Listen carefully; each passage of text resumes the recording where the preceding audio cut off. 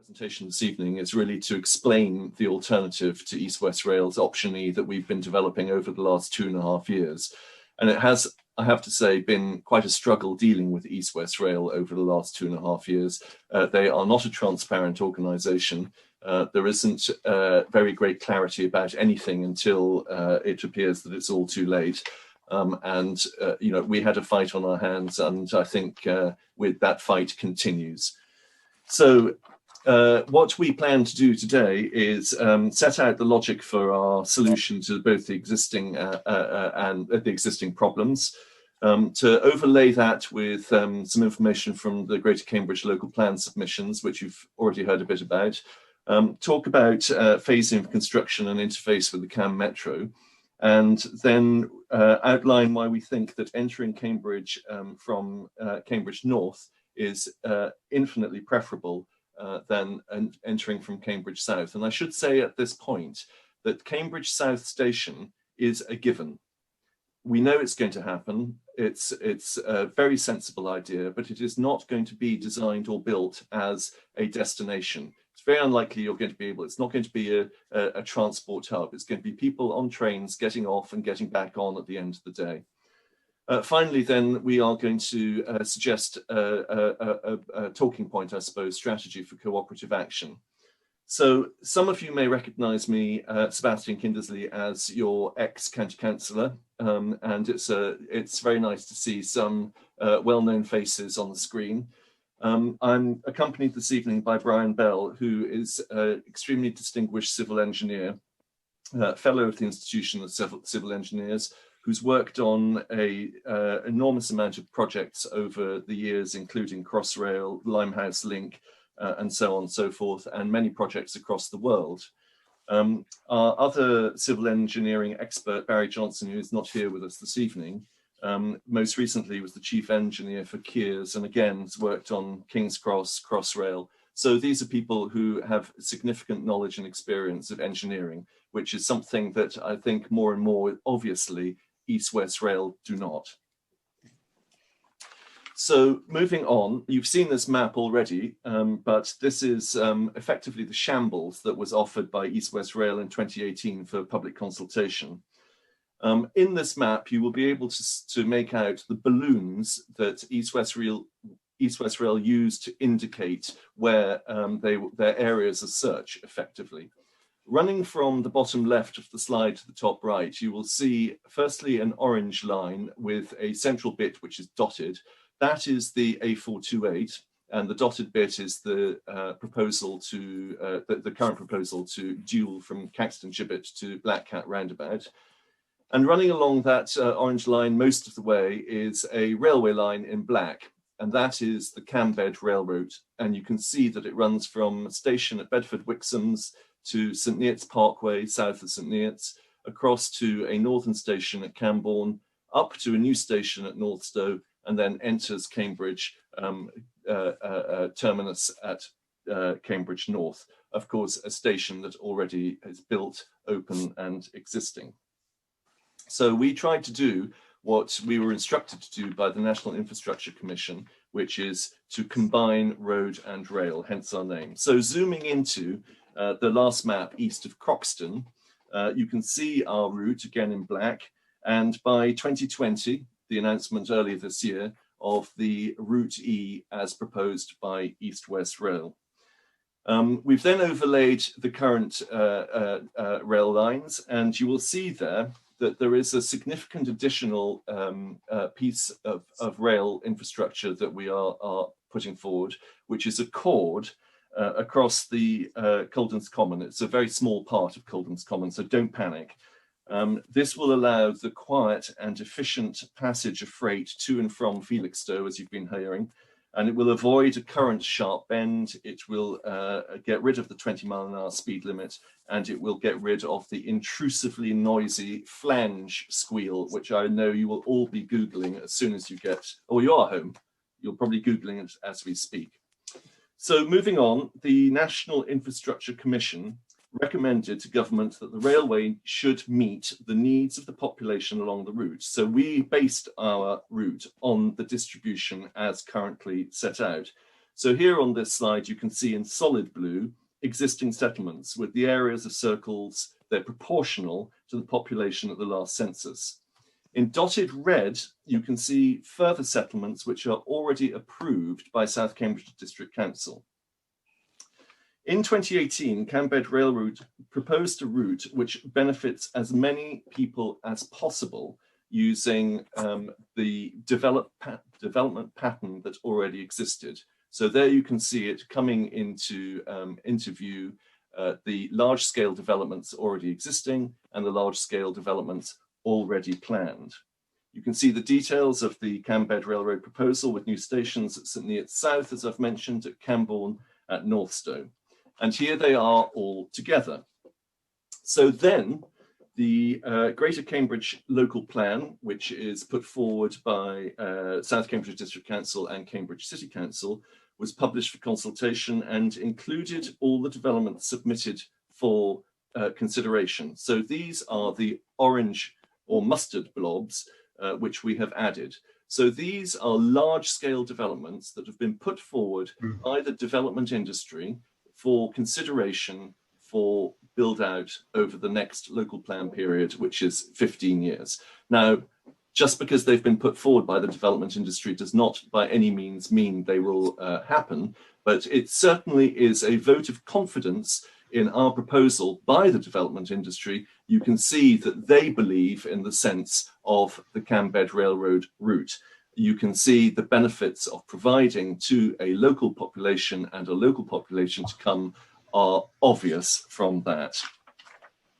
So the next slide, we have added two new putative developments. These are new towns. The first is, they're shown in green. The first is at Bassingbourne, which was proposed for upwards of 30,000 new houses, and one at Tempsford, just over the border, up to 50,000 new houses. That is 4,000 houses, incidentally, bigger than Cambridge City currently.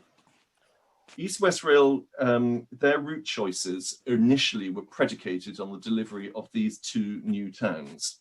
However, during the non-statutory consultation, there was never any admission or that this was the case.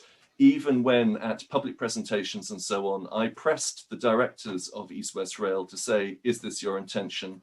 Neither confirmed nor denied.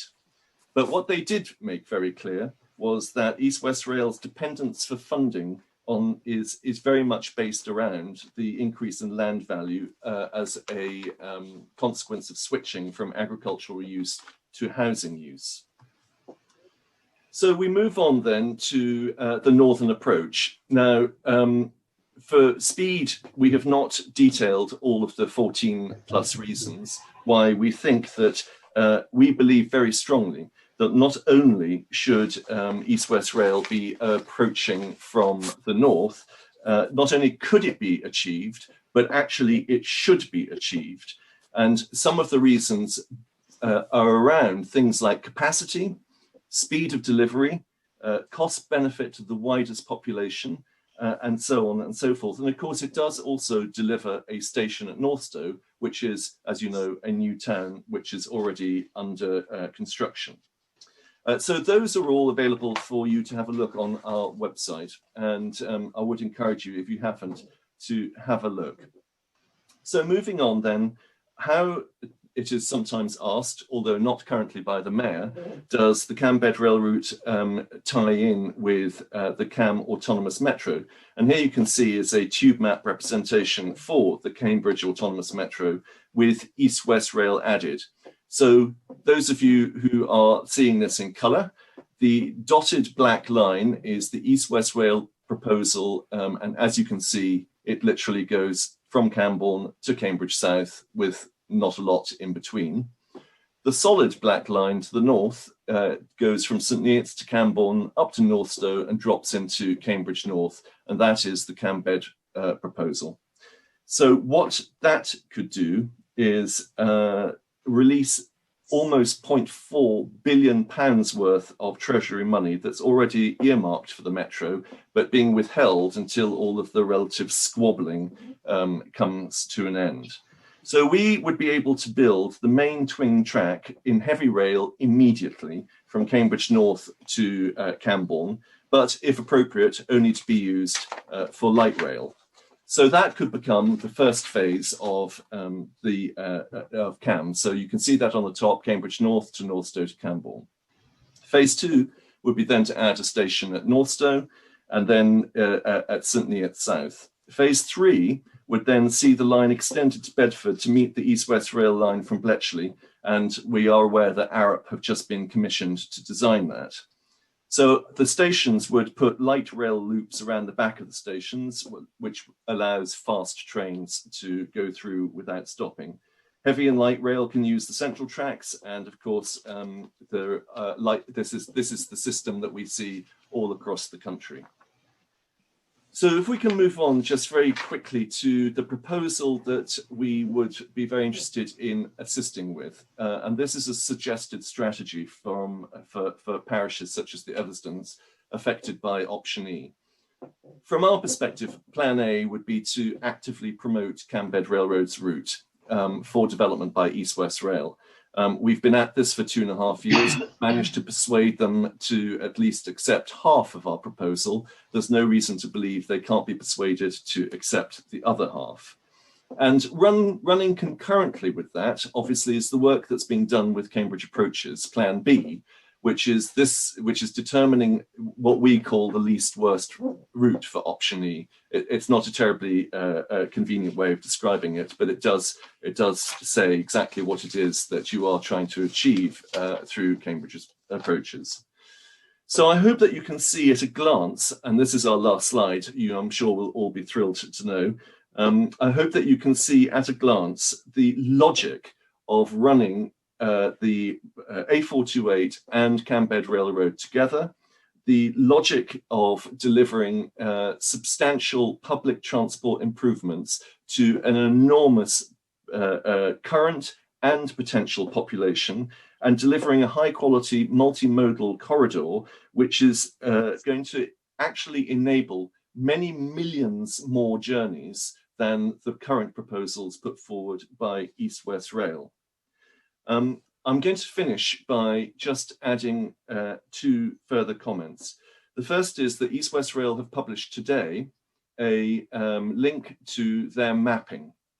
And I know many of you won't have seen it yet, and I've had a very quick look. So effectively has taken Route E, and it has mapped everything such as listed buildings, woodlands, sites of special scientific interest, and so on and so forth. The reason I'm mentioning this to you now, and I'm sorry, Brian, this is a surprise to you as well, is that it does not include a station north of Camborne. And this goes to the very heart of the difficult relationship that we have had with East West Rail. 2.5 years ago, South Cambridgeshire District Council said to East West Rail, you must, if you are going to do anything, deliver a station north of Camborne. And 2.5 years later, they are still have no intention of doing so. And there are a lot of warm words from senior people at East West Rail, but nonetheless, they press ahead with what it is they want to do.